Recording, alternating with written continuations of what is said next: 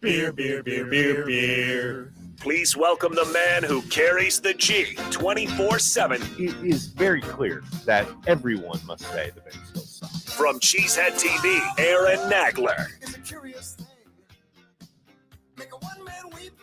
Nagler coming to you live from New York City, joined by Bill Schmid, holding it down there in the greater iHeart Milwaukee 97.3 The Game Metroplex. Billy, it's Victory Tuesday. It is Victory Tuesday because the last time the Packers played a football game, they won. They did. And that was a Thursday. It's a Tuesday. And look, I just want to start off. I want to kick right off here. You always got to, you got to be real. You got to keep it real. That's what I try to do. I try to be honest. I try to own up when I make a mistake. Billy, I made a mistake. Oh. I went into that game Thursday, Hey, like a month. Really, I mean, like from the moment, my girlfriend said, from the moment the schedule came out, I was adamant. I knew that the Green Bay Packers were going to ruin my Thanksgiving. And guess what? Terrible Thanksgiving. You were a shining beacon of light. Thank you. All season long, you kept talking about this game, like, they're going to show up. They're going to show. They're going to. And I was not, I was not really carrying the G. I was not believing. I mean, I thought they had a shot. Everything broke right. I certainly didn't see best performance of the year, complimentary football in all three phases, and the Green Bay Packers coming out on the front foot and putting their foot on the throat of the Detroit Lions. I wasn't ready for that. I was not prepared. You were. I was not. I was ready. I was not predicting. I was very, very much hoping upon hope that what we saw, Nags, was going to be what transpired. But there's not a ton of reason to have immense optimism going into that game that we just watched this past Thursday, other than it's the Detroit Lions. It's the Motor City Kitties. Lions going to Lions. At some point, Lions are going to Lions. And it's the same reason why I should have been on the Packers money line when the Chargers came into town, because the Chargers are going to charger all over themselves. And at some point, have to believe that the folks that know how to win, and winning is a part of our DNA as the Green Bay Packers, and it's part of the culture. It's just what you do as a Packers fan is watch winning football. I should have assumed that they were going to show up a little bit even more than what they did in week 11 against the Chargers, last week 12 against the Lions at Ford Field on Thanksgiving, and a rival breakout, whatever you want. That was a statement to the entire country by one Jordan Love, and I was so happy that we all got to witness it and soak it in with some gravy. It really was kind of an out-of-body experience because, obviously I do the watch parties here in our Cheesehead TV studio, but I'm with Corey and I'm live and you're watching it and you're just like hoping, you don't want to get embarrassed, right? Like that's the thing. Imagine waking up this morning being a Chicago Bears or Minnesota Vikings fan. And like a team actually won that game last night, but you can't be proud. You can't be happy watching that game. Bears fans are probably hoping they lose. They want Eberflus to stick around. I'm so happy to be a Green Bay Packers fan. And the fact that like they came out and took care of business the way they did. And as you say, Jordan Love, a performance, I'm not going to say it silenced the doubters because I think they're going to be there for quite a while. Yeah. But point. The way you've seen him progress over the course of, say, the last month, right? Over the course of the last 4 games, culminating in the experience that we all had on Thursday. And now it's kind of great because they get that little mini bye, right? A Thursday game. You get a little reset, little break, right? Now they get prime time, Lambeau Field against the Super Bowl champs, Patrick Mahomes, who, by the way, the last time these two teams faced off, Packers held their own with a green as hell Jordan Love under center. I am very, very excited for, Jordan Love versus Spagnuolo 2 Electric Boogaloo, where, okay, you want to blitz like you did last time? I think the Packers are going to have an answer this time around. Yeah, I sure hope so. And that was not only of just the Jordan Love as green as possible. He also found out what on like Wednesday morning. Found out that he was going to start because somebody had contracted the 19. Like it's one of those times that you almost don't completely forget about, but it was also right after, and the same deal happened when the Packers enjoyed themselves the similar situation a week prior against an undefeated Cardinals team that you weren't supposed to play, right? Yep. Those were back-to-back weeks. We Yep. tried to compare the Thanksgiving game to that one as well, and you end up with a W. I just think that there's a lot of optimism going into this week, but more than anything, some belief rolling through the building. It can sound corny, it can sound cheesy, whatever you want. There's got to be some belief that you don't only just play with the Super Bowl champs, but you have a distinct possibility to beat them. And doing what you did last week to a team that has already beaten this one at their home stadium. I know it was week 1 and there's no Chris Jones, no Travis Kelce. There's still Pat Mahomes, Andy Reid, and Steve Spagnuolo on the other sideline. And that's still a team that was raising a banner. So you've got much more of a chance than I think many other Packers fans would have anticipated you did when this schedule came out and Aaron Nagler proclaimed that his Thanksgiving was going to be ruined by his favorite team. I mean, it couldn't be further from the truth. Couldn't be like, look, and here's the other thing. Like if they had like fought tooth and nail and it was a close one and like they had come out victorious, it's still like the anxiety of it on a holiday that is supposed to be spent anxiety free. Yeah. Living with your big pants, filling up on 3 or 4 helpings, and just watching mindlessly as football is played out in front of you. But instead, I'm like emotionally invested. I'm like all in, and I'm living and dying with every snap. That's not how Thanksgiving was meant to be. So for the Packers to get out on the front foot and just like take control right away, man, I appreciated that. That was my God. Times. That was fun. It was wild. And then my favorite thing that I got to do on Thursday, well, I probably shouldn't say that, I got to see my son and all this kind of stuff and maybe eating turkey for the first time. But one of my favorite things that I saw on Thanksgiving Day was right after the Jonathan Owens scoop and score.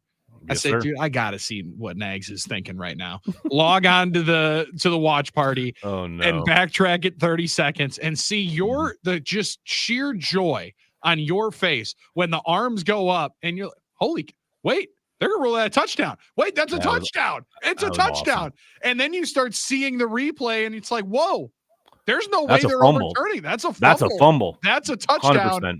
We're up 2 scores on these guys and it's only going to get better from here. And that was the best part. That was just the sheer joy. And you mentioned out of body experience. They scored as many first quarter points in one 15-minute period than they did in all their first quarters combined. That's the out-of-body experience that it was. Yes, sir. Wait, are we watching the same team that we've been watching all year long? This is outstanding.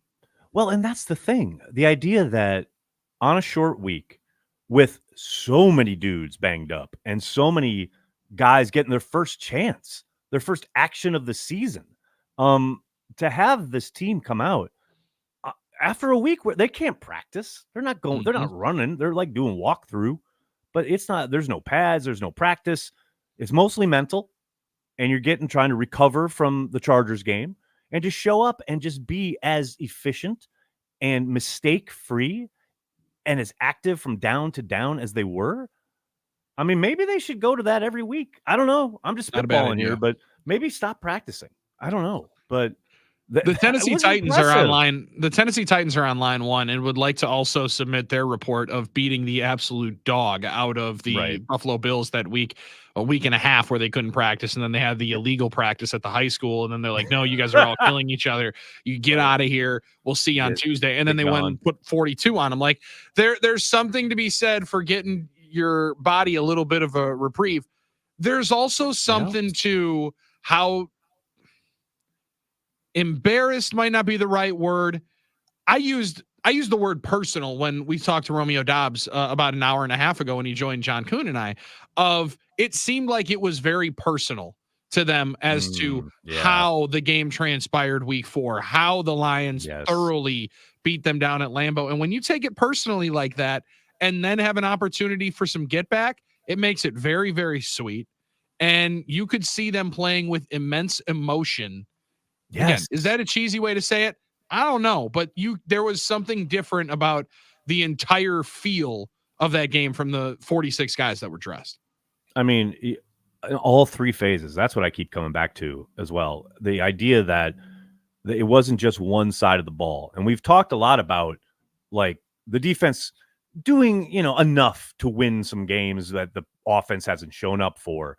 We came off a game against the Chargers where, I mean, I think any honest observer would tell you the Chargers gave away that game by dropping a number of footballs. So you're not maybe feeling as confident about the defense heading into that Detroit game. But man, the way they owned the Lions up front, essentially the same line that stonewalled them in week 4, and they just got after it and after it. And I'm telling you what, that the performance from the front allowed so many of these young guys on the back end and even a vet in Jonathan Owens to really play loose and free and flow to the ball.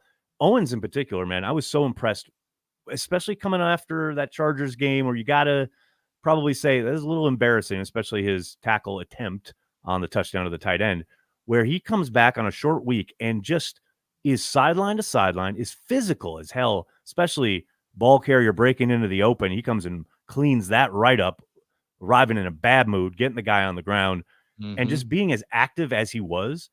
I mean, that's a dude who took it personal, I think. Yes. To your point, who like he knows that was pretty damn embarrassing in Lambeau the week before, and he wants to make sure that the next performance is a hell of a lot better. And he most certainly did, as did pretty much everyone on defense. Like the way that Rashawn and Preston and Kenny and Carl Brooks all got after it and were so disciplined in doing so.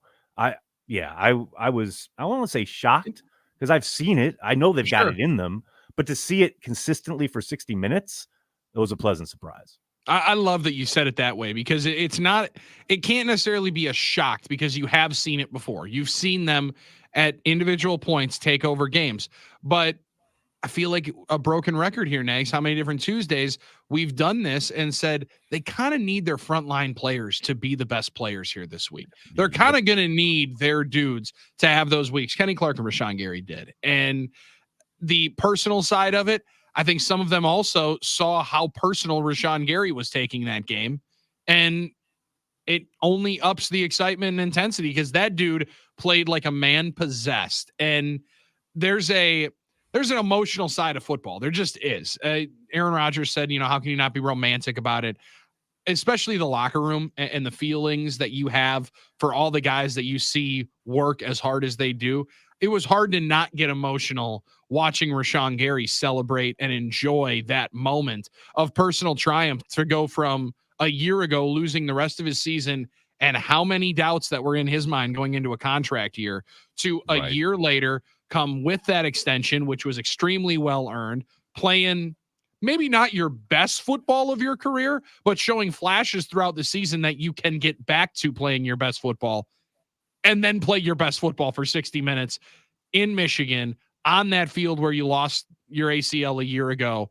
To have that emotion, dude, that was hard to not be, pun intended, thankful for Rashawn Gary in a Packers uniform, but just not get emotional about the moment and how impressive he is as a Green Bay Packer. Well, and that's the thing, right? As a fan, especially, you want the guys to care as much as you do.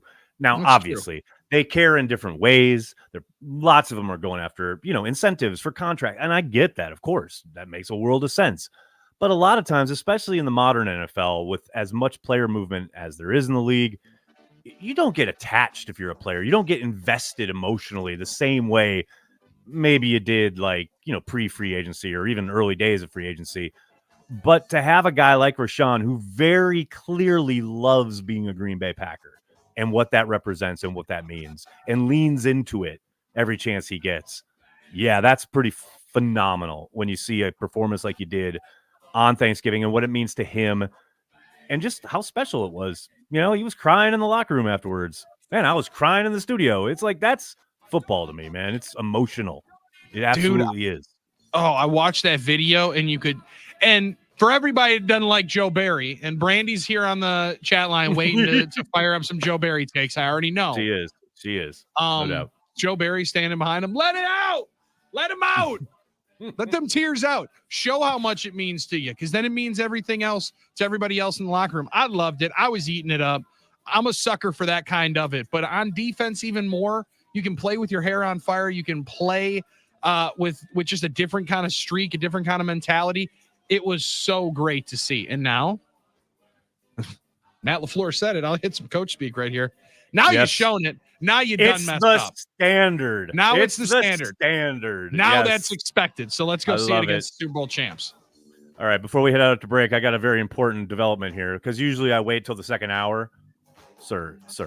The performance the Green Bay Packers put on the field on Thursday. Thank God. The way we are here celebrating, the way I'm talking ball with my boy Bill. It's time to crack a Carry the G. As we go into our first break. Carry the G is available throughout Wisconsin. Get yourself an ice cold pack of Carry the G. Corey Banke and I will be at Ridgeview Liquor on Saturday in Green Bay from noon to 2, handing out free tasting. Free. If you say, oh, is your beer any good? Is your beer any good? Well, come find out. If you're in the Green Bay area, noon to 2 at Ridgeview Liquor on Ridge in Green Bay, Ashwaubenon, if we're being technical, on this Saturday, December 2nd. Free beer, find out. Noon to 2. Find out, baby. Come on now. Oh, my God. I'm going to drive the 2 hours just to find out about it and then go see you coming up again on Sunday. Holy cow, that is a deal and a half. Let's go, baby. Let's go. Carry the G available throughout Wisconsin. And Nag, somebody said carrying that G feels like it got a heck of a lot lighter after Thursday. No, that burden stays with you. Keep that weight. Keep that ferocity. Keep that anger and that hunger, because we're going to continue to carry the G with a lot more that we got coming up right after this. Wayne Larrivee at 1:00 on the game.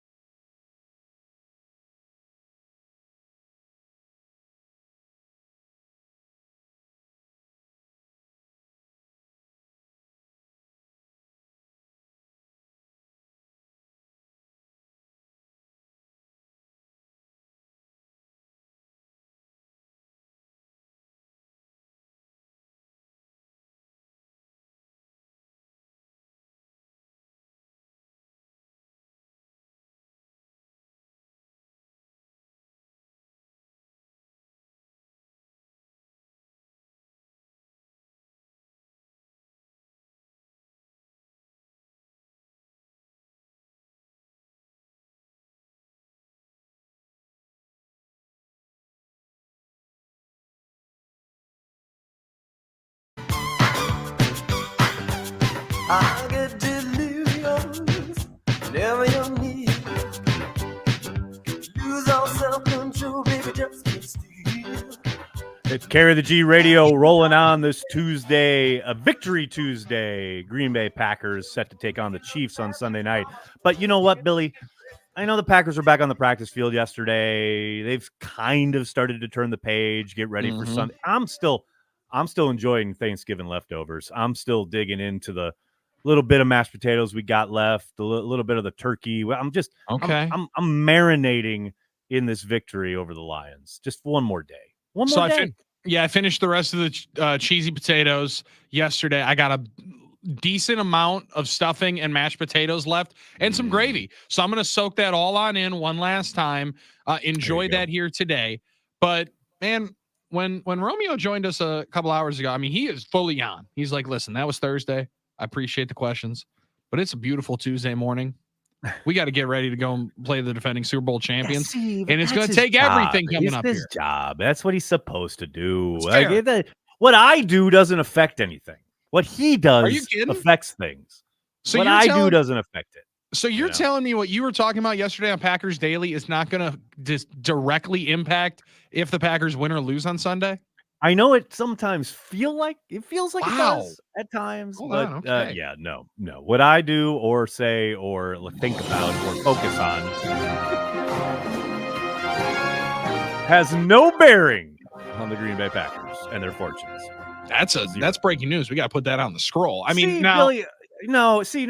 Now you're playing into this thing where people talk about, well, you don't ask hard questions. And, the Packers have lost games because you don't hold Brian Gutekunst to account. Like talking about the media in general. It's like, no doubt. I got breaking news for every human out there. Whatever is asked of Matt LaFleur, Brian Gutekunst, Mark Murphy, none of it changes the outcome of the franchise. The direction, what decisions are made. No, none of it. As much as I wish that when, a media member asked Brian Gutekunst about, hey, man, have you thought about hitting on some draft picks in the third round? He immediately goes up to his buddies and like, you know what, fellas, we need to be better in the third round. A guy from the Milwaukee Journal-Sentinel just told me that I haven't had a good third round, but we got to rectify that now. We should just start doing that for like a couple of weeks now after Homeboy asked me that question. I don't crazy. What an idea. That way. What an idea. What a thought! What a concept! It really is. I love it. You've done it a lot longer than I have, and you've had to. And the thing is, Nags, you've done it on the internet for a lot longer too. And I'm finding out that the internet can be a little bit more dangerous, a little more dicey with some of these opinions and thoughts.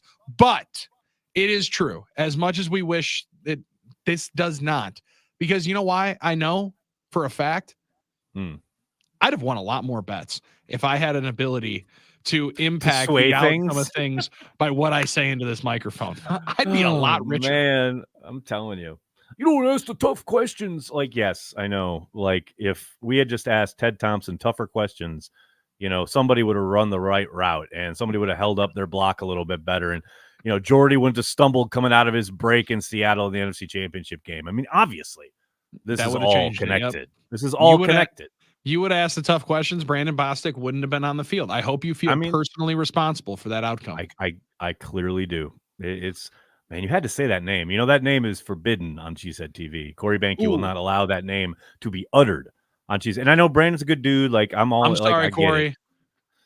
But baby, that's touching the third rail right there. But look, we're not talking about that. We're not talking about ancient history. No, we're talking about recent history. We're talking about the Green Bay Packers pummeling the Detroit Lions. And look, we talked about the defensive front in the last segment. I do want to touch on the job that the offensive line did, because this is a squad that was embarrassed last time around in September. And look, I understand subtracting Royce and Newman from any situation is probably going to increase the likelihood that you're going to look competent. And look, I don't know, shade to Royce, but let's call a spade a spade. It's ugly when Royce is out there, like on the regular. So they looked a lot better up front, but it wasn't it was funny because I had gotten to the end of the game and I was like, did Aiden Hutchinson play? Yeah. Like I remember he ran around, but he didn't materially affect the game in any meaningful way. Unlike the last time these two teams played, where he absolutely wrecked shop. And it wasn't just like, oh, Zach Tom played better. The whole approach and plan for Hutchinson was incredible. There's a play at some point in the first half where they literally slide the line away from Hutchinson. Josh Myers delivers the snap and then runs out. Pulls out for him. Yep. Pulls out to the right side of the line after the tight end chips him. And then A.J. Dillon carries out the fake and then goes to essentially give him the third body in the way of Aiden Hutchinson. I mean, that's called having a plan, right? I mean, and it was down after down after down where, okay, somebody might win up front. It might even be Hutchinson, but he's going to have to go through hell to affect this play in any way. And for the most part, he didn't all day long. 95% of the snaps for Aiden Hutchinson in the game was the full breakdown. 53 plays. He was on the field. I believe he had 2 tackles, 1 solo, and maybe 2 pressures. You said it wasn't. Yeah. And it wasn't just like Zach Tom bodied him up, but Zach Tom kind of bodied him up. I mean, like that was his ability to move and consistently regain his right spot, right? Like as a blocker, what you want to make sure is you take away the easiest, shortest path to the quarterback. And at any point in time, even if he was somewhat out of position, his footwork is so good and so quick that he can get back into position and make you have to go through his full 307-pound body. Because my man, it's not like he's not Jordan Mailata out here, right? He's not 6'8", 380 exactly, and a $25 cab ride to get around. He's got to make sure that you find more ways. And he was clamping him, especially into the third and fourth quarter. Oh my gosh. When there was not a full give up factor, but there could have been. Aiden Hutchinson wasn't giving up. And Zach Tom wasn't giving an inch. That was the most impressive part for me, is what he did later into the game, because they continued to be aggressive on the offensive that was just side. I was just gonna say too, that because Detroit started sending more pressure in the second half, and it kind of left Tom on an island sometimes, and he held up Almost every time, beyond impressively. I know we got lots to get to. I know we have someone on hold. We have Tim, I believe, who is holding there like a patient gentleman. Tim, thanks for calling Carry the G Radio. What's up, buddy? I am a gentleman there, Nags. You know, I mean, I've been called a lot worse. Some would say it, yeah. So, hey, Nags, where's your thing at the Ridge on Saturday, you said? The Ridge or something for the tasting? Ridgeview Liquor on Ridge in Green Bay from noon to 2. My son lives in De Pere. You probably know him. He works with John Miller and Kennard over at NBC 26. So maybe I'll send him there for a taste, and he can buy me something for Christmas. There you go. And see, that's the promotion in motion, baby. Yep. He's kind of a cheap turd, but, you know, anyway. Well, with Dad's money and a nice Venmo account, he might buy you the best Christmas gift this year. You know, I was telling Billy off the air, I said, I haven't seen them play with an edge like that in all 3 phases since the Last Supper. No, really, since like 95, that Frisco game when they went into Frisco and beat them up. I haven't seen an edge like that. You remember that game, Nags? It was just nonstop hitting. And that's what that reminded me of. And I'm glad you hit on the offensive line, because I mean, I watched some of the film that they put on Twitter, and I'm like, oh my God, where's Hutchinson here? You know, and Zach Tom did a really, really nice job. I was at that, I was at that game in October, game 4, week 4, and that was a complete abortion. I mean, it was on both sides of the ball, all 3 phases. And now here's the thing, guys, they got to carry this out. You got to, if you're Packers and you're fighting for your lives right now, you got to play with that edge every week. You cannot on Sunday come out and get down 17-6 at half. That can't happen. I'm not saying you got to lead 14-3, but, you know, be ahead 10-7, be behind 14-13, something. You cannot go out and get smacked in the mouth. They got to keep that edge. And I don't know, as you're around it more than me, I don't know if they can sustain that. I hope they do, but they need to play with that every week. And like I said, they got me on the carrot. They got you guys, and they're dangling the carrot right now because they're starting to gel and play a little better. And I just don't want that carrot I don't want the prom queen to be yanked away from in front of me. You know what I'm saying, guys? I just want the run to keep on going. Even if they lose Sunday, I don't want them to get beat 38-17. If they lose, I'll be pissed. But lose 31-28. Give me something where you took them to the wire. I'd be more impressed with that. Nags, we'll talk to you soon. Billy, you too. I'll hang up and listen. Thanks, guys. Thanks, Tim. Thanks, Tim. Appreciate the call. And I mean, that is the trick, right? If you're Matt LaFleur, it's impossible to just, quote, do the same thing again. Like, you don't, okay, just do everything we did last week. Like, that ain't how it works. I mean, yesterday alone, they got Savage is back in practice. They got Eric Stokes opening his 21-day window. So he's in the mix. Maybe he's up. Maybe, he's definitely practicing. We'll see with Ford, Savage, maybe one or both are back. So that's a different mix, right? Maybe Jair's back. That's a different mix. It's different week to week. And then the idea of how you motivate your guys, that's such a impossible thing to put your finger on. All I know is from the moment Matt LaFleur arrived in Green Bay, he seems to, and this is, again, it's not something you can really quantify, but he seems to have a really good handle on the pulse of his football team. And when they need pushing and when they need recovery and let's pull back and let's not maybe, I don't know, what we're going to no pads this week or whatever. More often than not, he seems to know what's required in that regard. So I have to put my faith that whatever buttons need to be pressed this week, Matt's going to press them because like I said, the history there is pretty encouraging. That's a pretty good point. And now I'm trying to remember, was it after the Vikings game when he said, we're going to evaluate some of the things we're doing? Right. That was when he said, we're going to reevaluate kind of what we're doing during the week. And then I think they used put the pads on a week on Wednesday, a day early. Yep. Exactly. And may have used because I believe you only get 1 to 2 per year where you can practice in pads twice during the week.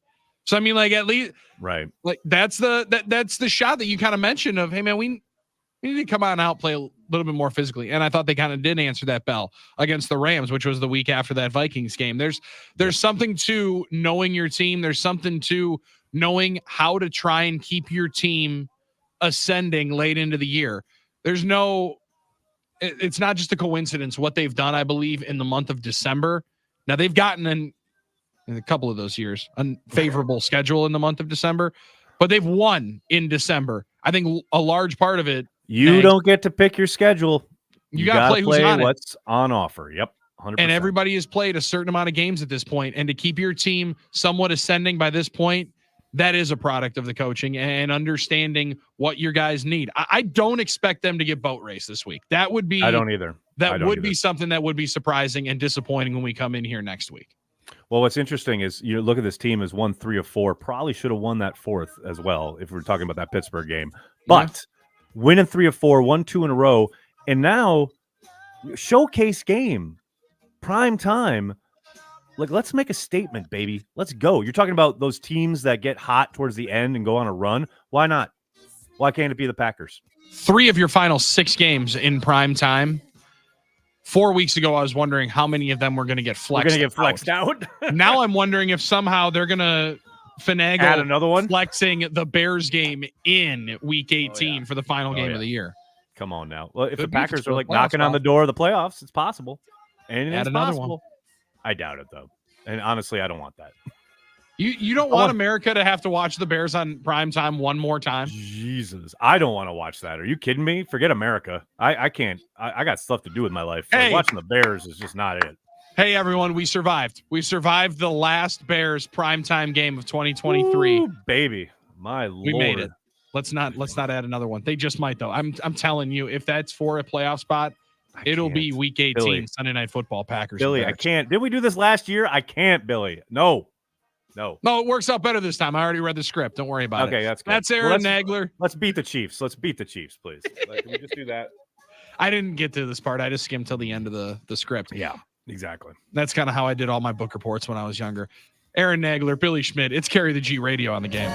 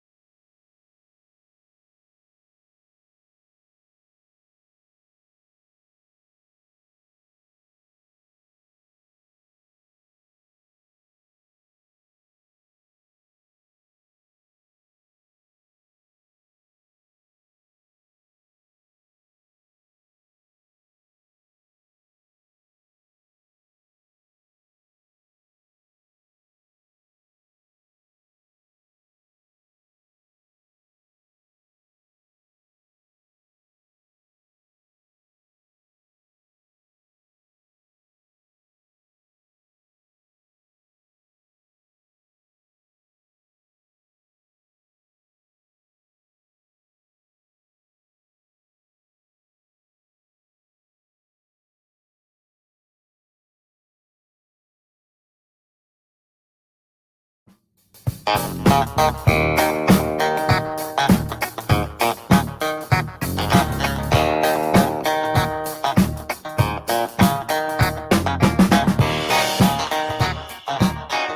the G Radio rolls on, finishing up our first hour. It's Aaron Nagler here in New York, Bill Schmid in Milwaukee.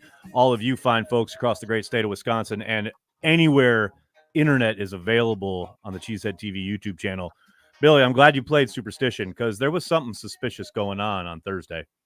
Something very untoward. How do the NFL and Fox Sports spend all morning celebrating the legacy of John Madden, talking about Madden this and Madden that, and showing us all this file footage of John Madden and the turkey, John Madden and the turducken, having all these photos of past Thanksgiving games with the stars of the games chomping down afterwards. I mean, one of my favorite memories on Thanksgiving, and there are very few of them when it comes to the Green Bay Packers, but one of the best ever is that shot of Brett Favre and Amon Green laying into some turkey after beating down the Lions in those throwback white uniforms. I was so looking forward to having that shot of Jordan Love and Rashawn Gary chomping down on a big old turkey leg until Aaron Andrews literally out loud into a microphone says, "We don't have a turkey for you." I know you're looking for a turkey leg. We don't have one for you, but we're going to donate $10,000 to a charity of your choice. We have forgotten the face of our fathers. What are we doing here? So you buying into the conspiracies? Tradition? Yeah. What happened to tradition? Every other game on the Thanksgiving window, including the Black Friday game, stars of the game got some turkey. Dude, Dak Prescott brought his own turkey legs and planted them inside the Salvation Army kennel. And we couldn't get one? This will go down. I mean, we're talking TJ Rubley. We're talking Jerry Rice fumbled. In the lore of the Green Bay Packers, this is a day that will not be forgotten. So are you buying? No, it shouldn't be. Are you buying into the conspiracy theory that there were two birds? One, that Greg Olsen, which I'm not going to hate on Greg Olsen for it. All right. He wanted to do the ode to John Madden, rip that sucker apart. Right. Yeah. I love that deal. Yeah. You buying in that they had a lion logo seared into the other one, and that's why they didn't bring the second one out? I want that to be true so bad. I need someone to deny it. So far, I haven't. I've read Greg Olsen on Twitter there say, trying to bat down the conspiracy that they only had one bird, and that was the one he molested on national television, so they couldn't give that to Jordan Love. Like, okay, so we've got that denial. We got that one in the bag, yes. But I have yet to see anyone with Fox, anyone with the NFL, deny that there was a bird with a Lions logo on it, and they couldn't give that to any Green Bay Packer, which I understand, but you done messed up. NFL on Fox. Even if you're not going to go with the full bird, I mean, however many turkey legs they go through at amusement parks, you could buy just a couple of turkey legs and be able to cook them. Listen, I'm not a chef. There's no reason why I wasn't controlling the turkey this past weekend, nor will I. Obviously. But I can't imagine a turkey leg takes longer than 40 minutes to be able to cook on in there. If you need to have something in reserve to say, listen, we're not going to sear the Packers a bird. Your job as a producer is to have that leg come hell or high water. If you've only got a Detroit seared bird and it's halftime, you're looking at this game, you got to make a couple phone calls. We need a turkey leg stat. Find a Boston market. Literally your job. Yeah, it's a massive failure, and it really was going to be a image that Packer fans are going to be able to enjoy for years and years and years, for a lifetime. Instead, we did get Jordan, and he was so nice to not. He wanted to say something into that microphone, but he held back. Nice kid. Yes, he did. He said, "You know what? I should talk some more stuff, but okay. Thank you. I appreciate it. I appreciate it. Big smile. Green Bay Youth Football Organization appreciates your donation. Yes, that'll be good. I love it. If that happens like 5 years from now, he's going to talk mad junk, as he should. But like right now, he's new on the scene. He's trying to play nice, and like he's not going to make waves, which I get. That's kind of who he is at this point. How have you picked up on maybe a little bit of growth with him near a microphone? He just seems a little bit more forthcoming is not the right word, but like he, especially in his post games, he's a little bit looser. Yeah. And I think that's natural, right? I mean, don't forget. I mean, how awkward was Matt LaFleur in that opening presser when he was introduced as head coach? We are going to have. It takes a while, man. Success. Oh yeah, that was. Oh man, but luckily we did have Mark Murphy for 48 of the dropping literally BS, but not BS, like the word in the opening presser. Oh my God, it was awesome, man. That was a great day. That was a great man was talking day. Too. I still remember playing that whole thing. Did he talk for like 30 minutes before like Brian or Matt spoke? I'm telling you, I think it was 51 minutes long, and he probably spoke for 46 of them. Like it was an impressive run that Mark went on, and he was You know what? He has hired football coaches before. I've hired a couple football coaches. Let's not talk about that because let's go to the track record to get back to his last gig. Yeah, let's go to the text line instead. TK in Grafton wanted to fire in a couple of times. How on earth would Vince Lombardi be able to coach under these modern constraints of practice limitations? I don't think Vince would like the Vince very much. No. Vince would do the same thing Ron Wolf did when free agency started becoming a thing. He would have been like, "Yeah, I'm out." Yeah, I'm good on that. But he does also ask. He said, "So, fellas, we all understand the NFL week to week league. But my question is, which aspect of the NFL play do you think is more consistent?" He's thinking a dominant offense and defensive lines. If your team has that, you can pretty much count on them week in and week out. Or is it a different grouping if you have that pair? Oh, no, 100%. You got to own the line of scrimmage. Billy, you know that. And it's something we did touch on a little bit leading into this game. It's like, even with the 17 guys on the injury report, the fact that they were mostly like okay along the offensive and defensive lines, you got a shot because you can operate. And that's the entire thing. And that's what wasn't happening earlier this season with some of the ins and outs, the Royce Newmans of the world. Like, you can't operate. You can't function. You can draw up all the X's and O's you want. But if, it's like it's a car and that's your engine. And if your engine's bad, you ain't going anywhere.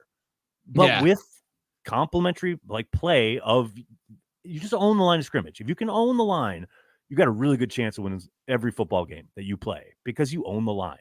That's what the game is all about. With all the jokes aside of the Vince Lombardi, how would he handle these modern constraints? There is something too that you go up against them in practice. Now you're not really going up against them for 40 minutes of a bunch of team periods and all your individual stuff, but you see how the other side operates, and that can be a little contagious. But look at case in point, the Philadelphia Eagles. They got one of the best offensive lines, the best defensive lines in football. They own the line every line every single week. And when things get hairy, things get out of sorts, you can lean on both of those sides and be able to kind of carry your way home. 100%. And look, that doesn't mean you're going to be perfect every down. It doesn't mean you're going to simply dominate by showing up, but it gives you a puncher's chance every single time you take the field. I mean, you start getting injured up front, this is on the offensive side especially, this is with them rotating at left tackle. That continues to happen week after week after week. And they're winning games and they're scoring points and they're moving the ball. And everything I've ever known, Billy, I mean, you're the offensive line guy, you tell me, but everything I've ever heard, read, spoken to people in the league about, when it comes to the offensive line, it's all about continuity. Continuity is preached. It is talked about with reverence.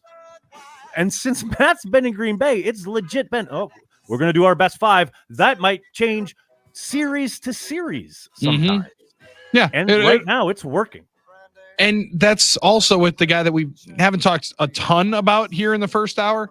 That's with a guy that's making now this week his 13th NFL start by a rotation at his left tackle on his blind side and the guard that he stares right at on the right side. I mean, it's pretty impressive. And even more impressive is how all four of those guys have played Now, some people will not like that I say John Runyon played a little bit better, but how they've all been able. I don't think that's unfair. I think that's right. Yeah. But how all of them have able to perform, I thought a little bit better with that rotation, because you know that at any point you're coming out, that's got to mess with you. It just has to. I think Corey brought that up last week, and I think there's something to it. Like, we hear a lot of lip service paid to that, right? Like, competition breeds success. It like brings out the best in people. It has to be the right type of people. True. But it sure looks like that's the case. That's what's crazy to me. Like, ultimately, it's that idea of I got to fight to keep this job. Every time I'm out there, I am fighting to stay on the field. It seems to be bringing out the best in all four of those dudes. I couldn't agree with you more. I'm down with it. Yeah, and you're right. I think it is. I think sometimes you got to know your personnel. You got to know the guys that you're pushing to that limit. And again, that's a credit that needs to go to Matt LaFleur and company. All right, let's take this quick time out and let's talk extensively about. We're going to have to bring up the turkey controversy to Wayne Larrivee.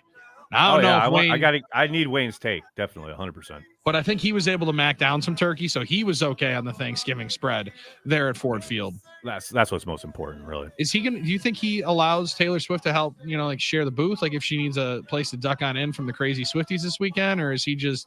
She can just hop over the Lombardi Avenue and just head on over to Corey's. We'll be on watch party. She can hang out with us. It'll be all good. All right. There we go. Hour 2 of Carry the G Radio with the voice of the Green Bay Packers is next on the game. What a good wife you would be. Such a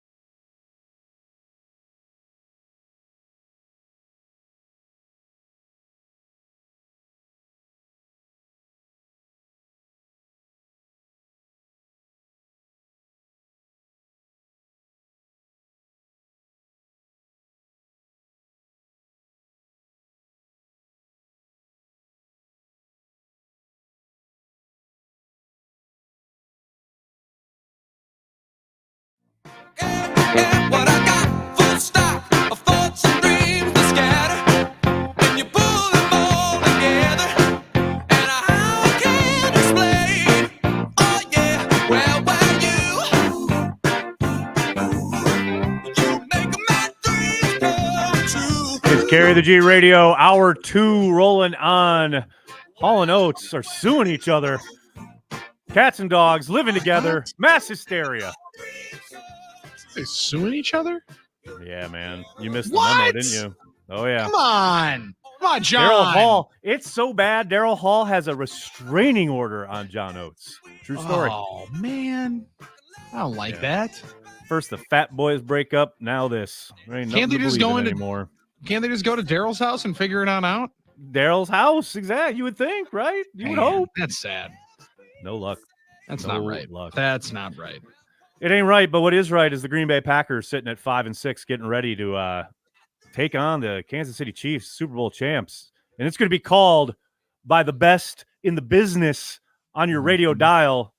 It's one Wayne Larrivee, the voice of the Green Bay Packers, who joins us now. Wayne, how are you, buddy? Good, guys. How you doing? Doing all right. Doing all right. Better than Okay, we Daryl got a Hall lot and John Oates now, apparently. We got a lot of football to talk about, but before we get there, I got to. Billy brought this up earlier. It's a very important question. I don't know how many other people really want to know, but I want to know, and it's my damn show, so I'm going to ask. We all know Jordan Love was shafted when it came to the turkey on Thanksgiving, but I hear you were provided with the turkey meal in the press box. So I'm just making sure that the Detroit Lions, the NFL, did not hose the voice of the Green Bay Packers when it came to sustenance on Thanksgiving Day. No, we had sustenance, just not enough gravy. That's all. We didn't have gravy. What are they doing? Sustenance. Yes. Oh, No man. gravy? The Lions do a great job with that. I was gonna say they usually have a really good spread in They Detroit. did. Yeah, So, it was good. I was just amazed there was no gravy. You know, How are Wake people up. existing out here? Like, what is going on? Our pets' heads are falling off. I don't know. I think I'm going to blame it on global warming. That works. Either That- global that's- warming or supply chain. Those are the That two is- things that you can always lock it in. They're on. almost interchangeable, really. Yeah. All right. So the Green Bay Packers, big game. How was that as far as a surge of energy, Wayne? Because we talked about this before. It can be, and I think it probably was palpable, right? Where you're there at kickoff and the Lions are flying high. They're sitting like, we've owned these guys now 4 games in a row. And then LaFleur and company come out with that shot play, right? Yeah. Christian Watson goes up and gets it. Do you feel the energy change instantly? Is that something like, I don't know, like, is that palpable in the building? Because it feels like the kind of thing that, as someone who's watched a ton of ball, as you have, that you could discern pretty quickly. Oh, absolutely. There was no question. And you know, it's funny. Lombardi used to talk about this all the time. Any play can change a ball game, and it can happen early or it can happen late. We mostly focus on those moments that happen late in games and say, well, that was the deciding moment.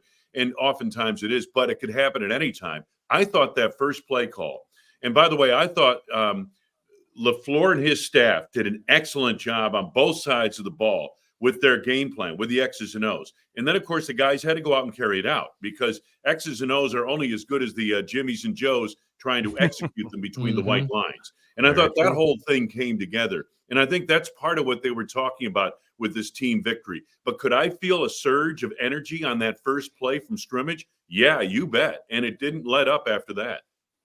It felt like they took it a little personal as well, especially on defense, Wayne. Yeah. Like that intensity that Nags and I were talking about as well, that felt palpable is how aggressive they were throughout the game on both sides. You know, and that's an excellent offensive line. As a matter of fact, going into that last week, Pro Football Focus had rated the Detroit offensive line, graded them number 1 in the league. Now, that covers both running game and passing game. I thought the pressure, I don't know what it looked like to you guys on TV, but in person, the pressure looked pretty relentless and consistent and coming from more than one spot. And I think that forced Jared Goff into some mistakes, not so much in the passing game, but in terms of him, with those small hands holding onto the football and absorbing some of those hits. Well, it's interesting, too, because I think we've talked a lot about that aspect of it, the pressure, the way that, and I think we talked about this earlier on Cheesehead TV, how disciplined they were in the rush lanes. Like the one time Jared was able to escape the pocket, Brooks is there to cause the fumble, right? Like they were very disciplined and they got after the quarterback. But what's crazy is if you go back and you look at the numbers, Goff still finishes that game 29 of 44 for 332 yards, 2 touchdowns, and a rating of 103.6. And I understand some of that is at the end. They're protecting that lead. They're kind of letting everything happen in front of them to try and bleed clock. But it's not like they completely shut down the Lions passing game or the offense in general. I just think the Packers were really opportunistic in ways they haven't been in weeks prior. You know, and it was interesting because there were 2 plays, 2 opportunistic aspects of that game. Early on, remember, they turned the Lions over deep in Detroit territory and eventually turned the ball over back to the Lions on downs rather than scoring. Yep. And then in the third quarter comes that kind of late in the third quarter, 9-point game. Lions have all the momentum. And, you know, it's 4th and not 1. It's 4th and not 2, not 3. It's 4th and 4. At their 23-yard line, and they go with a fake punt. And I understand they're the best in the business at doing this. But do you do it there, deep in your own territory, in what is still barely a 2-possession game in the third quarter? I think not. And I don't think they do that if it's the Philadelphia Eagles on the other side, or the Kansas City Chiefs, or, Minnesota Vikings. So that struck me, and that kind of told me how the Detroit Lions were approaching this game, in my opinion. That kind of crystallized it for me. I loved your call of it, Wayne, when you said it. That's a disrespectful move inside the 25 against when you need 5 yards to get. I thought there was a time in the second quarter, I looked over at Drew as we were getting ready. They're running a fake here. I'm like, they got a fake dialed in at some point to run here, because not that it was a homecoming feel, but they were 8.5-point favorites, and they seemed to believe in that. They were 8.5-point favorites and that they could run something like that. They didn't get away with it. I thought it was chef's kiss on the call, because I felt the same way. That's a respect move that you make at that point deep inside your own end. Yeah, I'm kind of glad you used that term, because, hey, listen, we understand Dan Campbell does crazy things. It's part of the genius everybody loves about him. Right. But, in a game like that, deep in if he's out at the Detroit 40-yard line, I'm okay. I'm fine. I'm expecting it. Or in Green Bay 42-yard line. I'm expecting that from Detroit. But I thought it was totally by surprise, caught me totally by surprise. And then when I realized, wait a minute, hey, listen, you don't do that. No. Unless you're supremely confident you're going to stop the Packers or force them to just a field goal.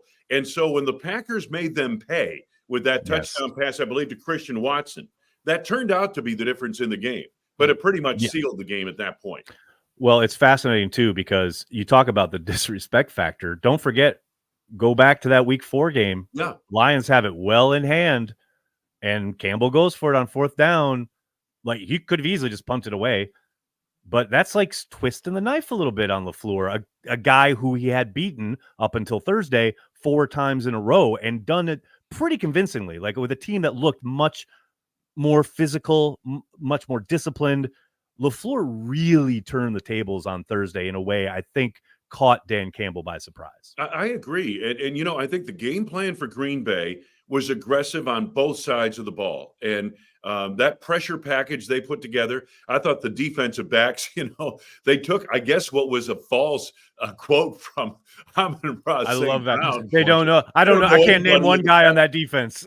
Well, I almost said to him, hey, looking at this injury list and who's playing, I don't know anybody either, for God's sake. I mean, I half understood it, but he never made that remark. But that little piece of bulletin board material that got to that football team, and you should have seen how joyous they were in the locker room after the game. They really were. I mean, that was a big win for a young football team. Now, we've been talking about this process of building all through this season, and this is what it's about. Okay, it's about seeing if the quarterback is the guy going on down the road in the future. Can you get these young guys experience? It's draft, and this is the development part of it. And we talked a couple of weeks ago, Nags, on this show, that part of this development thing, you can't do a Chicago Bears and lose 10 in a row, okay? No. That's not development. You guys have more experience, but they're not developing. And this Packers team is, with these 3 wins in the last 4 weeks, they're developing. Now, will they have some disappointments going on between now and the end of the year? I'm sure they will.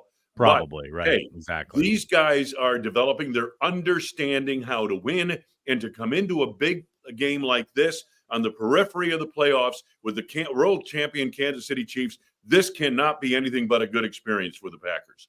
I couldn't agree with you more. How great is it, like watching that game last night? I don't know if you did, and if you didn't, you're probably you're better off today if you didn't. But watching that game last night, especially from the Bears' point of view, right? Like with the Vikings, it's okay. Your quarterback went down. Like I expect you to be kind of wandering in the wilderness a little bit.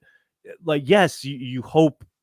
No, everybody stays healthy. Everyone can play at their optimal level. Of course, that's not realistic. So with the Vikings, I understand it. But with the Bears, this is Justin Fields in year what? Like how many years are they into this? Talk about trying to develop a quarterback. And if you're a Bears fan, you turn around and you look at what Jordan Love did on Thanksgiving Day. He is 11 games into his starting career, maybe 12 if you're counting the first start there against Kansas City a couple years ago. And you turn around and look at Justin Fields, who they don't trust enough to throw a forward pass. Everything was horizontal last night. And I understand the Vikings bring pressure, but that doesn't mean you can't throw it downfield ever. I mean, that's got to be, if there's ever been a more shining kind of example between the two organizations and how they handle the position, I think last night brought that into sharp relief. It wasn't till the very end when he made that throw down the middle to DJ Moore to set up the field goal. That was the one time I saw him in the pocket, step into the throw and deliver it. I mean, in rhythm. Yes, exactly. The kid has, and we've talked about it before, he has all the physical tools. He's athletically gifted. He's got a big body, nice arm, all that stuff. But I don't know if he'll ever see and read a defense the way the great ones do. You know what I mean? Mm-hmm. He's bigger and faster than Jalen Hurts. I don't know if he'll ever see the game the way Jalen Hurts does. That's the thing. And that's what they're trying to figure out because you know what? They're going to get the first pick in the draft. Yeah. Well, God. Do you guys think that you can coach that? Like that to me almost feels more of something like that you either have or you don't. Like, because you mentioned Jalen Hurts, Wayne. I think he's developed himself into a much better passer. But I think the way you see the game, see the field, and see the opportunity for your skill set to take advantage, I feel like that's almost something you just have innately. Yeah, I think it's God-given, Bill. I really do. I mean, coaches can show you some things. They can, the photos they look at on the sidelines, all that. I mean, they can do a lot of that stuff. Your footwork comes into play at quarterback, and they can help with that in terms of accuracy. But, the gifted quarterbacks, the Mahomes, the Rodgers, Joe Burrow, even Josh Allen, whose accuracy comes into play every once in a while, but even Josh Allen, who's a gunslinger, will throw some picks. Those guys see the game differently than the other guys. Now, that doesn't mean you can't win with the other guys, okay? Right. You sure can if he's good enough. But we're talking about seeing the field in a very special way. I don't know if Jordan Love does that yet or not, but I can tell you this. I don't know if he doesn't. You know what I mean? I think he reads the field pretty well, to be honest with you. And I can't sit here and tell you, oh, no, he's not one of those guys. But, I don't know yet. And the more I see this kid, the more I like him. Yeah. What's fascinating about Love's game is when you look at where we were like 2 months ago, say, during the losing streak and the picks that were happening over the middle of the field primarily, the way that everything was kind of crashing down around him, whether guys were running wrong routes or the offensive line might be leaky or whatever. He's still poised. He's still trying to play in rhythm. You saw him. His eyes don't drop. He doesn't look at the rush. He's trying to go through his progressions. Now things are working around him and you're seeing the offense be more productive. But I've also noticed, if you look at that throw that he has to Malik Heath across the field on Thursday, a throw you would never advise any young quarterback. Okay, look at that and don't ever do that, right? That's a special play that a handful of humans can make. You go back the week before where he has the pocket breakdown, he escapes out to his left and finds Wicks over the middle and resets his shoulders and makes that sidearm throw. Those are starting to come out, those out of structure things where, okay, when it's working and when he can get back there, let it rip at the top of his drop and plays in structure, that's all happening now so that he doesn't have to rely on his God-given ability. But when things do break down, he has that ability to make something happen and to take what should be a disaster or a loss or, a big loss of go to a 3rd and long. All of a sudden you're on 1st and 10 because Jordan Love did something extraordinary. Yeah. And it's kind of, if you're a Packers fan, I don't know how you don't get excited about the prospect of this kid being in Green Bay for a while. Yeah. No, I can't agree with you more, Nags. And, the other thing that you started your point about was, during that 4-game losing streak, everything breaking down around him, and I remember Gutekunst coming to the podium for the one time during the year he has to talk to the media. It was after the Rasul Douglas trade. And eventually everybody got onto the subject of the quarterback. And he said, we need the people around him to play better for us to get an idea as to whether this guy is the guy or not. Because at that point in time, people weren't playing very well. What was the difference? What have I seen in the last 2 weeks in the difference around Jordan Love? I think Jordan in the last month has been outstanding on his own.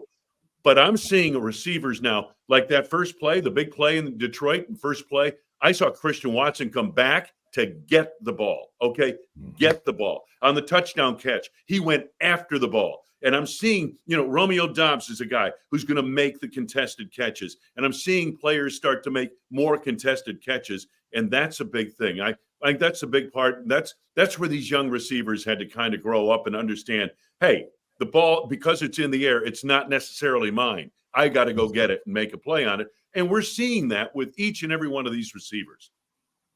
That part of the going up and getting and being aggressive at that point is one reason why guys like it, and it's been an overused topic so far, has been like the lack of a veteran guy in that receiver room is just the layup to have for the first 7 weeks to count to. Well, when he's throwing here, you can see with a veteran guy who knows what to do and how to come back to the ball, how that is, I guess, playing into his stats. But Wayne, to your point, his numbers in the last month, it's difficult for me to think if he wasn't in this year's draft or the year prior's draft, if people weren't closer to their evaluations on him, I feel like he'd be getting so much more chatter nationally about what he's done. Maybe it's just because we follow it closer than any, but 3 out of the last 4 weeks plus 100 passer rating, the 8 touchdowns and 2 picks. They both came in the final 5 minutes of a game that you're down a touchdown and they're in the end zone. I mean, it has been pretty spectacular over the last 4 weeks. And rarely do you come in feeling like you saw his best game each of the last 4 weeks, but I've kind of done that each of the last 4 weeks. Yeah. He's stepping up. He's really making really good progress. But the people around him are getting better as well. And, we knew going into the season, and Nags, Billy, we all talked about it at training camp, that these kids they're inexperienced, but they're talented. Okay.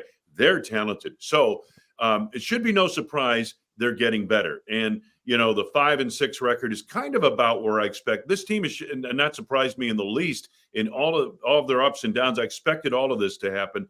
Now, where they go from here, maybe they can open some eyes and surprise us by really getting on a run. But hey, they've developed nicely. We knew there were going to be ups and downs. We knew these kids were inexperienced, but we knew they were talented, and we're starting to see that talent now. Love it. Can you imagine? I mean, well, last time they were 4-6, they went on a run in 2016. I'm not saying. I'm just saying. Anything can happen. Anything can happen. Billy's got all his chips in the middle of the table. Are you running the table? Billy and chips. We don't need that. No. I know. I'll listen. Potato or Pato. I'm down with either kind. Both are very fine for me. I'll play with either one. I will say though, those chips into the middle of the table. Wayne, Packers passed a bunch of chips over to Rashawn Gary, and he got a massive payout with the way that he played this past week. You talked about the emotion in that locker room. How crazy was it to see everybody respond to him in that post-game celebration? Oh, it really was. I mean, Rashawn is such a big part of the team on and off the field. I mean, he's their heart and soul. And I kind of hated to see him. He signed that contract. Then he had a kind of like, I don't know, 3 quiet games or so. Mm-hmm. And then he got a sack against the Chargers and then broke out big time on national TV against the Lions, just up the road from where he played his college ball. Big moment for him and this football team. Kenny Clark also played well. He made inroads against that good offensive line. TJ Slayton's been playing well. I think Agreed. Wyatt's a young guy coming along. They've got some good people in that front seven. Preston Smith has had a very solid year overall. They did some nice things. I really love what they did defensively because they were going up against an excellent offensive line. Wayne, I was telling Billy before you got here, the thing I love about Rashawn is how much he clearly loves being a Green Bay Packer. Yeah. Like the idea, remember, was it this? I think it was 2 off seasons ago when, voluntary exercises in the off season, literally every vet on the squad is on the first thing smoking out of Green Bay, except for Rashawn, who's there because I'm a Green Bay Packer and I want to lead by example and I want to do special things in Green Bay. That's always stuck with me.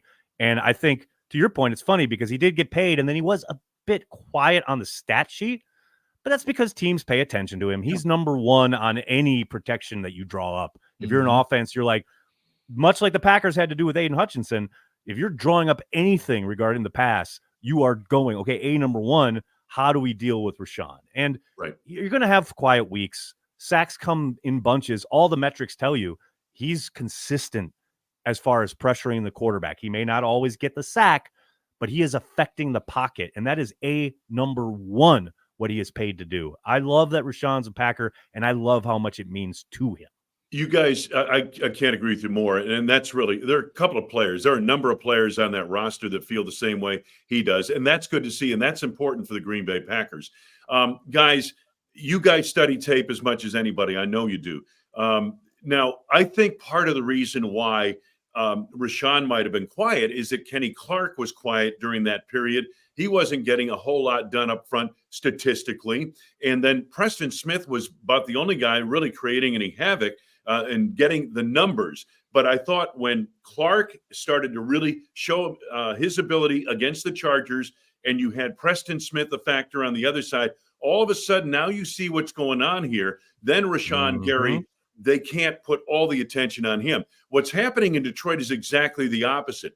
The Lions haven't found a complimentary pass rusher to Aiden Hutchinson. The kid Houston last year is no longer with the team, or he's on injured reserve or something, and they miss him dearly. He was an instant sack when he came off the injured list last year, and that really made Hutchinson a much more productive player from a statistical standpoint. So when you're looking at premier rushers and premier players like this, understand when we're talking about pressure, you need pressure, as Larry McCarron says all the time, from more than one source. And when you get that, then you start seeing some sacks and you see pressure really paying off. I'm really glad you brought that up because it goes to the youth and the development that you hear a lot on the offensive side, right? This year, we've talked a lot about the wide receivers and the tight ends and how they are young and they are developing. But look, Kenny Clark had been playing 90% of the snaps throughout the first half of the season. Now, suddenly, Wyatt's playing better, or actually, Wyatt's been playing pretty well all year, but consistently well. And now Carl Brooks, for me, is the real kind of up-and-comer here because with his ascending over the course of the last 2 or 3 games, it allows them to rest Kenny a little bit, which keeps his legs fresh, which I think helps overall the entire unit operate better at a higher level. And to your point, now you got to pick your poison. And I tell you what, Brooks for me is a real key here because the more he gets on the field, he has played better and better and better. If they can start using these guys in waves, you got to look out if you're an offensive coordinator because you got real trouble coming to you.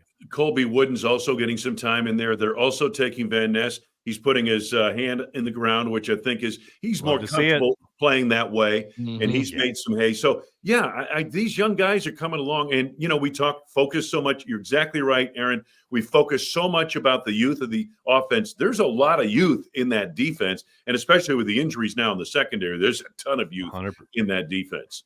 That's right. And there's a ton of youth here on this here chat because, Wayne Larrivee is evergreen forever.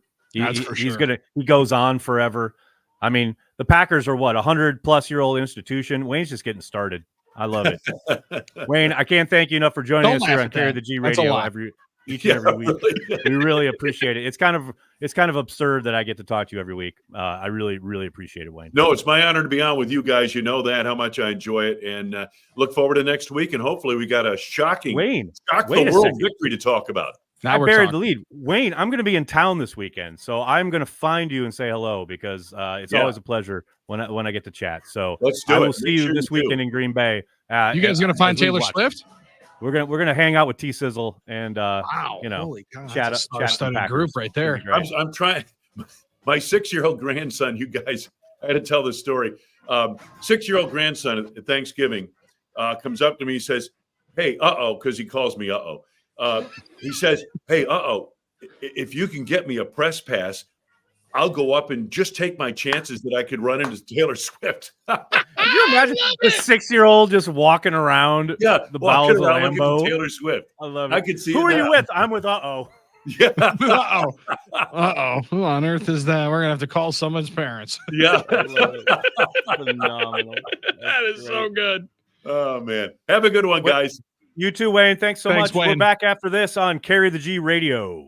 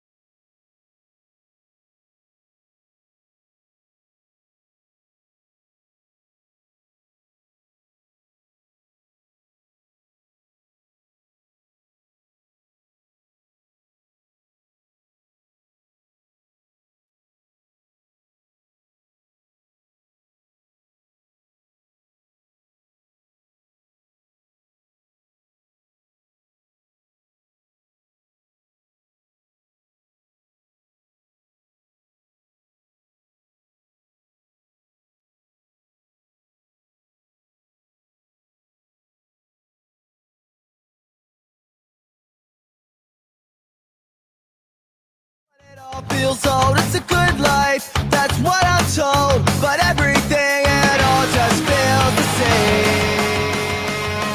Carry the G Radio, last half hour. Aaron Nagler here in New York City, where my youngest daughter has texted me, it's snowing, and she's all excited that there might possibly be a snow day tomorrow. Billy, I look outside. Here in Manhattan, anyway, it is bright with sunshine. Not a cloud in the sky. No snow whatsoever. What's the threshold for snow days now? Because with virtual learning, I feel like it's completely changed to the point where when I was a kid, back when we used to walk uphill both ways to school. My day. Like it took like 8 inches, right? I mean, it had to be a sizable snowfall. Or it had to be, -10 real feel for there to be a possibility for you to get a cold day. I feel like they're throwing out these snow days for like 3 inches of snow and saying, well, we'll just do a virtual day. Now, and I feel like the kids are getting robbed here. There's no better feeling than knowing that you are just pushing all of that worry about school another 24 hours. And you just get to be delirious with excitement and enjoyment the next day playing in the snow. Like, don't rob Zoom kids thing, of that. The whole Zoom thing has ruined everything about snow days. It's unreal. 100%. 100%. And it's, the idea, kids will never know. Kids will never know that joy of early morning, snow is falling. Will they or won't they cancel school? Television is on. The ticker is going across. Please show my school. Please show my school. Please show my school. Please show my school. Now you just check Twitter or you go online. It's over. The school website will tell you, like, hey, it's not the same. The joy, the palpable joy of when that school name goes across the television screen and the whole day stretches out in front of you. You're going to be in pajamas all day playing with your Star Wars toys. Come on. Yes. The kids today don't know. It's just so good. You're sitting there with a bowl of cereal, and like you mentioned, and all of a sudden you're like, they finally get to your county, and then you're like, son of, because once it got to Milwaukee County next, there were a lot of schools to go before. A lot of schools. I'm sitting here just sitting, waiting, get to the W's, get to the W's. Wait, did I miss it? I must have missed it. Mom, I must have missed it. Ma, I gotta wait. I gotta go back around the horn. Yeah, they definitely can't. No, guess what? There's only 2 inches of snow out there. Get in your jacket and let's go. That's the other thing. I don't know how it was where you grew up, but when I was growing up in Appleton, man, it would take like legit. I mean, it would have to be like the scene from Superman when he creates the Fortress of Solitude. Like it would have to be out like that for us to cancel school. I mean, if there was 30 inches and no visibility, but you can start your car, so you got to be at school. Yeah, you're probably like going. Appleton never shut down ever when I was growing up anyway. And the worst part for my pear-shaped youth was my mother worked at my elementary school. She was our secretary. See, my dad was a teacher, but he didn't teach at my school, so that was good. I had to be there like 40 minutes before, right? Because mom's coming with you. All right, sweet. All right, sit on your weight. And there would be multiple times where my mom's like, I haven't heard, so I'm assuming we're going to school. You're like, Mom, but come on. Like, I don't think so. Maybe not. No, get your butt in the car and let's go. And then sit there and be like, man, I know we're not canceling school, but how cool would it be if I was here and then they canceled school? And then they never did because it had to be like you mentioned, like they had to be like 8 to 10 to 12. Like basically, if you didn't have a foot of snow, you were going. Now, light dusting. And you know what? Let's just do virtual day. It's just not soft, the same. Man. They're just soft. We can just say it. They're soft today. We know this. It's just the truth. Our guy Triple A Dante said, try living around the corner from school. There were no snow days for me.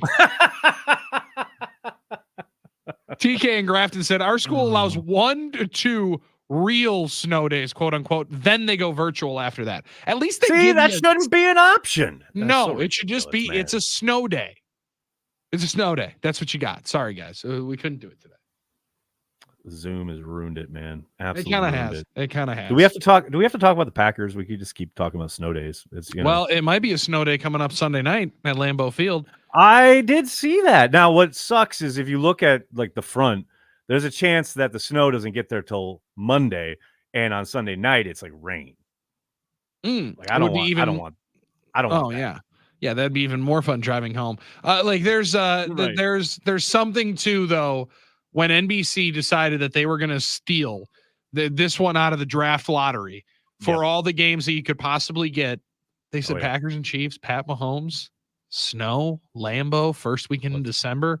We got to take that chance. And we really haven't had a good NFL snow game. We had some good Maction a couple of weeks ago that was all in snow. Yeah. Denver had themselves a little snow pregame, and then it was all cleared off.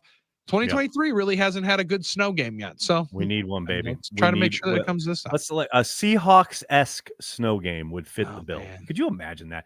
Jordan Love cementing his early legacy with a big W over Mahomes in a snow-laden Lambeau Field. Let's go. There really aren't many better memories that I have of Lambeau Field than watching that snow fall on that gorgeous 2008 January night. Oh, it was beautiful. Beautiful thing. It was a beautiful thing. What's crazy is that Olive, the little kid I was just telling you about, my youngest, she was literally born a couple days after that game. Like that game. She was born between the snow game and then the heartbreak to the Giants in the NFC Championship. Oh, so it was her fault. Well, no, it was like really a turning point for me as a fan. It really was. Like I'll never forget watching that overtime. I was dark living room. Kids and the wife were asleep. My youngest is laying like a couple days old. Is literally laying on my chest. And I'm watching Tynes kick this field goal. Packers lose. Not going to the Super Bowl. I just clicked and just chilled out with Olive. It was. Wow. I'm telling you, man. And what's weird is I had. Wow, that's an inflection moment of your life. It really was. I'm telling you, man. It was odd. It was like that moment of, okay, yeah, the world's not ending. Like it's going to be all right. Man, it really was. And I hope that happens for you, young man. So what would Nags have done 2 weeks before? I'd have wrecked shop. Are you kidding me? Would have been all new furniture on order from IKEA the next day. Are you kidding me? We had to refurbish the entire apartment. It would have been. That's funny because you were having they were having that memory at that time, and I was having the memory of saying my first curse word in front of my father, where there was this guy in front of us at the game who had a Packer hat on the whole time. And then when Lawrence Tynes lined up for the game-winning field goal in regulation, put a Giant hat on, started trying to clown Packers fans. I just unloaded on him after he missed it. And my dad looked at me and said, "Who are you? What was that?" I'm like, "Dad, I'm sorry. I thought every word I've heard for the last 10 years of my life." Yeah, exactly. Come pouring out. I thought for sure you were going to say, and then my father turned to me and he said, "Today, son, you became a man." Like that. I mean, every boy must go through it. I understand. I get it, son. All the folks from New York were like, "That's a real one right there. I like that kid a lot." For real. Obviously. Finally tell somebody that. More Hall & Oates? Are you just trying to stick the knife in and twist the dagger? Dude, this is so mean that they're doing broke up about this, my guy. Like Hall suing Oates, restraining order against Oates. What kind of world are we living in? Can't we all just have a couple of get along? Can't we all just have a couple of carry the G's and get along? That doesn't seem that difficult. It right really there. Doesn't. You know, and if you want to have a couple carry the G's and get along with folks, carry the G can be found statewide in the great state of Wisconsin. Go to cheeseheadtv.com. There's a tab, beer. Yes. Just click on beer, and you'll find every place that carries it throughout all of Wisconsin, including plenty in the Milwaukee area. Get on it, folks. Carry the G wherever you are, leading up to this big showdown against the Chiefs on Sunday night. We're going to take a break. We're going to come back, probably wrap this up. Billy holding it down. Aaron Nagler here in New York. Carry the G Radio continues right after this. Oh, here she comes. Watch out, boy. She'll chew you up.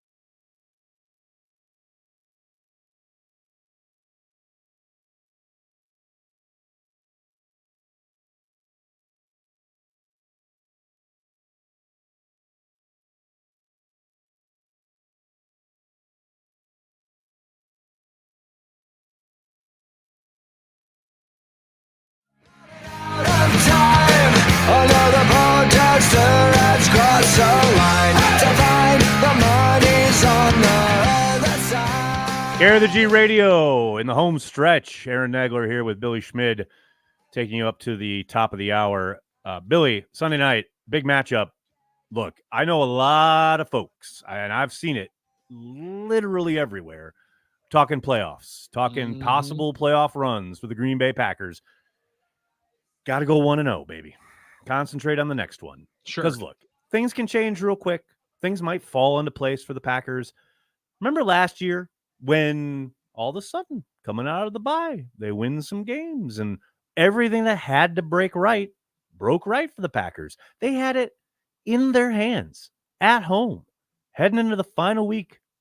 All they had to do was beat Detroit, and they're in the play, and they lost. So, as we're going along here, I'm not just try to ride the wave a week at a time, folks. I get that everybody wants to project. Everyone wants to talk about what's going to happen down the stretch here. Man, watching Jordan Love and this company play a game, just a game of football, is something we're going to be begging we had, say, mid-March. Yeah, for sure. Like mid-June, whatever. Man, I'm going to soak up every one of these games. I don't want to look ahead at all. It's already week 13. It's the craziest part that we're in the final third of the NFL season. And for real, man. To your point, Nags, I think Packer fans are starting to allow themselves to go there, which I like. Oh, yeah. Let yourself go there. Enjoy the heck out of it. I think actually, and let me know if your subscribers are a little bit differently. I think most are going to enjoy it more this December than years past, because there's not the insane trepidation of, we can't lose in the first round. We at least got to go to the conference championship game. If we don't win the Super Bowl this year, we only have like two more years that we could possibly get two more, because you got to have four with this amount of quarter. Like, just enjoy the fact that this is always the best part about being a fan, is when your team is getting good. Yeah. And I think the Packers are starting to get good. Now, Wayne touched on something within the last hour that I think is key here. There's always steps on the ladder to becoming hopefully a championship program. You got to win games that you're supposed to. They started to do that the last month. Then you got to win a game that you're not supposed to win. They did that this past week. Yes, sir. But there's also, it's not always linear. We've talked about that with development of the quarterback. You don't just arrive. Correct. Yeah, you can have a game like this last Thursday, and then you can lose to Tampa Bay, right? Like, I mean, you could lose to a team that you think you should win, you think you should beat. That's another step of going from a decent team to a good team, that you just beat teams that you're supposed to. I don't know that we're for sure there yet. No, I don't think so, but I think I'm fascinated to find out where the rest of the season leads us. Totally. But man, how exciting is it to be playing what are pretty much going to be some meaningful games in December after, don't forget how bad it felt during that losing streak earlier this season. People were talking about top 5 picks. People were talking about firing the coach. Almost went to tank radio. Yep. Almost got to tank radio. So to be here now, suddenly 3 of 4 in the W column the last month with a real chance to make a push, man, I'm just going to savor every game. I'm so excited. As the great poet Meek Mill once said, we used to pray for times like this. I mean, that's the thing. You're in the midst of it. Just pinch yourself. These are the good times here, because like you said, quickly it's going to be mid-March. And then we're sitting here thinking, when on earth am I going to watch some real football? Because this XFL ain't cutting it. That ain't it. That's just, and God bless the XFL, but that ain't it. You know what I'm saying. You know what I'm talking about. Yeah, we're in the good old days. The good old days of when, you remember when Jordan Love led the Packers to a Super Bowl championship? This was the beginning. This was the cornerstone. Ooh. This was the grassroots campaign to build another contender. And you are here to enjoy it, Packers fans. And this is the year. This is the time when Aaron Nagler's Thanksgiving was not ruined by the Green Bay Packers. How about that? Down in the red area, the G for that one. Let's go. Finishing it off. And then, I don't know, it'll be your next one. Well, your next one's going to be in the state of Wisconsin. Yes, sir. I fly in Thursday morning. Ooh. I'll be in town for a week in Green Bay, in the palatial estate of one Corey Banke, where I have my own suite. Oh, that's beautiful. Yeah. And where can people go? And where can people find you on Friday? Saturday, pardon me? Saturday afternoon at Ridgeview Liquor in Green Bay on Ridge Road. We'll be having a tasting for Carry the G from noon till 2. And then any Carry the G Club members on our YouTube page or Patreon members, we are having a meetup in Titletown on Saturday afternoon. The information for that is on our respective pages. I'm in town all week. It's going to be a party. Taylor Swift, myself, we're all hanging out. It's going to be a good time. Oh, man. I can't wait. Enjoy some Krolls, and I'll see you on Sunday, brother. That's what I'm talking about. Go Pack, go. It's been Carry the G Radio. We're back again on Tuesday. This is the game. Power